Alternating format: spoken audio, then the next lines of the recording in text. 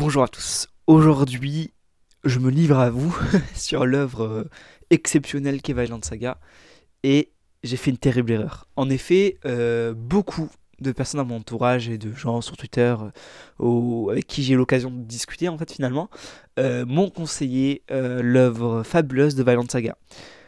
Mon erreur a été de la rajouter au nombre d'œuvres incalculables que je dois rattraper dans ma liste d'animés manga. Mais ce que je ne savais pas, c'est la claque monumentale que j'allais me prendre en regardant cette œuvre, que dire, fabuleuse, mythique, magnifique, d'une beauté resplendissante, pardon, d'une beauté resplendissante. Je sais pas quel adjectif utiliser pour qualifier cette œuvre. Donc je vous en prie, installez-vous et venez avec moi redécouvrir à travers mon analyse l'œuvre fabuleuse de Vinland Saga.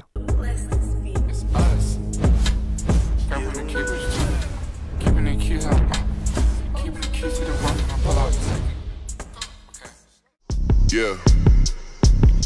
L'arc du prologue est déroutante lorsqu'on se lance dans l'œuvre. En effet, bien que Thorfinn soit le personnage principal et qu'il soit omniprésent, c'est un personnage qui a finalement un développement de caractérisation très faible, à l'instar du personnage d'Askeladd par exemple, qui est pour moi beaucoup plus mis en avant. Thorfinn est un jeune viking qui a grandi en tant que guerrier. Il est le fils du célèbre guerrier Thor et a été élevé par son père pour devenir un guerrier redoutable. Cependant, son père a été tué par Askeladd, un chef de bande, et Thorfinn est déterminé à venger sa mort. Il se joint alors à Askeladd pour en apprendre davantage sur lui et trouver une occasion de venger la mort de son père. Cet événement marquera le début de son voyage sur le chemin brumeux de la vengeance. Ainsi, notre héros est un jeune garçon, rongé par le désir de vengeance. Il parle très peu et est déjà une véritable machine de guerre qui se hisse sur une montagne de cadavres. Pour ce qui est de la suite de l'analyse, je trouve qu'il est important de se pencher sur le développement du personnage de Thor. Thor, surnommé le troll de Jom, est un guerrier presque invincible et redouté de tous, qui au fil des batailles a compris la vacuité de la guerre et le fait qu'il n'est jamais légitime de tuer qui que ce soit. Il a fini par déserter et fonder une famille dans un havre de paix. Son fils, Thorfinn à l'instar, est fasciné par la guerre et prend son père pour un lâche. Il souhaite devenir un combattant pour affronter ses ennemis, ce à quoi son père lui répond qu'il n'a pas d'ennemis. C'est une chose que Thorfinn n'arrivera pas à comprendre à ce stade de l'histoire, mais qui s'avérera fondamentale dans son évolution future. Au fil des épisodes et des chapitres, Thorfinn se retrouve confronté à de nombreux défis, qui viennent remettre en question sa détermination et son but initial. Il doit faire face à de nombreuses difficultés telles que les trahisons, les choix difficiles et les combats épiques. Et c'est en cela que j'apprécie l'écriture fabuleuse de Vinland Saga. C'est comment elle va faire évoluer ces personnages dans un cadre cruellement réaliste. Leurs changements de choix, leurs changements d'idéologie se font progressivement et d'une manière parfois méthodique, chirurgicale. Et c'est pour ça que le développement de Vinland Saga est si appréciable, si je puis dire. Il est pour moi primordial de se pencher sur les choix des personnages durant le récit. Cela nous permet ainsi de comprendre comment les personnages appréhendent la guerre, les conflits et ce qu'ils en tirent. Par exemple, elle permet à Thorfinn de se forger et de gagner en expérience, devenant même à force le toutou d'Askeladd, dans le seul but de pouvoir l'affronter en duel, qui lui en tire un profit, tentant ainsi d'éloigner les conflits du Pays de Galles, son pays natal. Ce même choix permet aussi à l'auteur de pouvoir dresser un contraste avec le physique de son personnage. Je m'explique. À l'instar du physique de Thorfinn, qui lui évolue et change, rentre en opposition avec sa vision immature et sa mentalité infantile.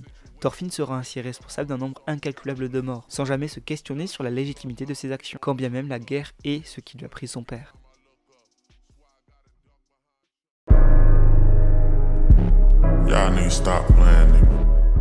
La quête de la vengeance de Thorfinn est un thème central de la première partie de Vinland Saga.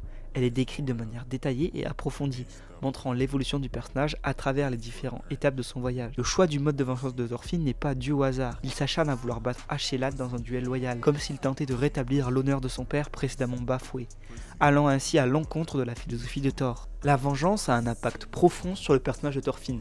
Elle va l'omnibuler, lui faire prendre des choix, des décisions cruciales pour son avenir et lui faire commettre des actes atroces et impardonnables. C'est dans l'épisode 6 que c'est le plus marquant, lorsque Thorfinn se fait accueillir par une famille anglaise alors qu'il semble développer des sentiments d'empathie et apaisé par une présence maternelle et la chaleur d'un foyer qui se dégage, ses progrès sont détruits à l'instant où il décide d'envoyer le signal à ceux qui l'aident pour envahir la côte. Ainsi, l'effervescence de la guerre, à travers ses rouages, plonge inassablement Thorfinn dans sa vengeance frénétique, annihilant quelconque progression de sa part. Au fil du temps, Thorfinn devient de plus en plus introspectif, se remettant en question sur la pertinence de la quête de la vengeance. Il se rend compte que la vengeance ne peut pas le rendre heureux et qu'elle ne peut pas lui apporter la paix intérieure qu'il cherche. Cependant, il est toujours prisonnier de sa soif de vengeance, incapable de s'éloigner de son objectif initial. Cela montre comment un être humain peut être omnibulé par la vengeance, même lorsque celle-ci nuit à son propre bien et à celui des autres. La vengeance peut devenir une obsession qui domine toutes les autres pensées et actions d'une personne, contrôlant ainsi les moindres faits et gestes de celui ou celle dont elle fait prisonnière. Trop aveuglé par ce désir de vengeance, il n'a pas conscience de la portée de ses actes, jusqu'à finalement se voir privé de sa vengeance, à laquelle il aspirait, puisqu'il verra Ashelad mourir de mains autres que les siennes.